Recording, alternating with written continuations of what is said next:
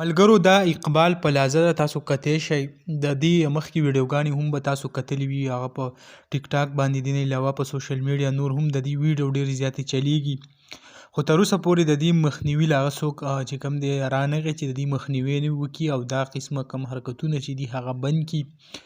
یعنې تاسو کتی شئ دا وخت دې ته څونه خلک هغه ولاړ دي، او خلک چې کم ولاړ دي یا به تاسو پوهیږئ چې خلک دلته راغونډ شوي د څه دپاره دي او د څه دپاره دلته ولاړ دي، یا به تاسو پوهیږئ. د دې نه علاوه یو بل کار پکې دا دی، تاسو په ویډیو کې به هم تاسو ته ښکار وي ماشومان پکې ډېر زیات ولاړ دي، یعنې غټ لاسکې خو پکې دي خو ماشومان پکې ولاړ دي.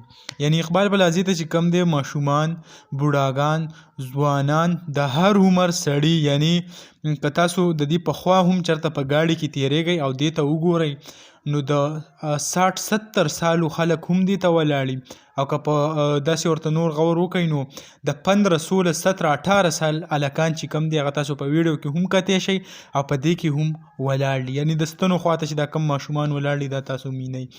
ډېره زیاته د شرم افسوس خبره ده چې زمونږ یو اسلامي ملک، بیا زمونږ په خیبر پښتونخوا کې یو چې مونږ ځان ته پښتانه وایو او په هغه وخت کې دا چلونه کیږي، نو ډېر زیات د شرم مقام دی زمونږ پښتنو دپاره. تر اوسه پورې داسې خلک راپانسېده چې د دې خلاف څه اکشن واخلي. دا کومه فحاشي چې روانه ده چې د دې بندیز چې کوم دی هغه مخې ته راوړي، اعلی چارواکو ته دا خبر وړاندې کړي چې آیا په پښتنه سیمه کې اسلامي ملک کې د زیناکارۍ کمې اډې چې لګېدلې دي دا دې بندې شي. اوسه پورې چا په دې باندې څه نیوکه څه ونه کړه.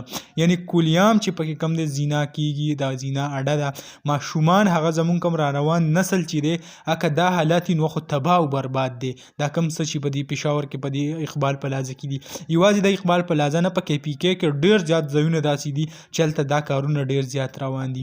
اعلی چارواکو ته یو ریکویسټ کوو چې پلیز په دې باندې څه اکشن واخلئ، د دې خلاف کاروایي وکړئ او دا فحاشي هغه بنده کړئ. امید لرم ویډیو به هم خوښه شوي. که ویډیو هم خوښه شوي ویډیو لایک کړئ، او که زمونږ په چینل نوي یې چینل سبسکرایب کړئ د داسې نور ویډیوګانو دپاره. انشاءالله په بل ویډیو کې به ملاویږو. د نن دپاره دا کافي وه. د لوی الله په امان.